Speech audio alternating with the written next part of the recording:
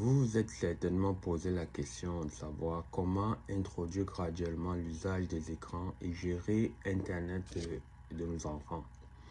Il y a un guide utile très intéressant, c'est le guide de Serge Tisserand, un psychiatre qui a élaboré les différentes règles de gestion, d'introduction du temps d'écran des enfants et Internet en élaborant avec les règles 3, 6, 9, 12.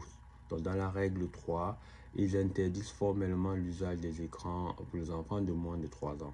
Donc, ils encouragent plus des jeux d'activités interactives, sociales et des jeux d'éveil. Et à partir de 6 ans, on peut introduire, dans 3 et 6 ans, on peut introduire l'usage d'écran, pas d'internet, pas de console, et l'écran est limité à 30 minutes uniquement par jour. Et avant 1 heure du coucher, pas d'écran.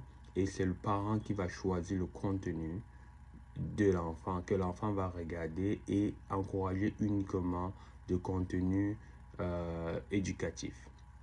Et c'est jusqu'à partir de l'âge de 9 ans qu'on peut introduire Internet, mais pas Internet seul. Donc l'enfant est supervisé et le parent peut utiliser les logiciels de gestion, de limitation de temps pour pouvoir limiter l'utilisation abusive de l'écran et pas d'Internet dans la chambre, pas d'écran dans la chambre aussi.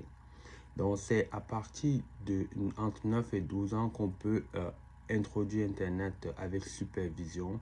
Donc on va établir les règles claires dont la durée d'utilisation du contenu, les moments d'utilisation et éviter les usages dans les écrans, les usages d'écran en chambre.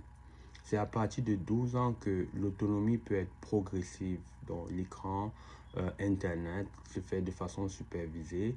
L'enfant ici pourra utiliser Internet, mais on pourra lui parler des des différents problèmes qu'il pourra avoir dedans, les contenus à regarder, les contenus à proscrire, et on apprend enfin à être autonome parce que vers là, l'enfant est en train doit commencer à être un peu plus mature. Donc voilà un peu en gros les outils. Allez regarder en détail, lire en détail ces règles, ça pourra peut-être vous aider. C'est Francesco, de parents éducateurs. Au revoir.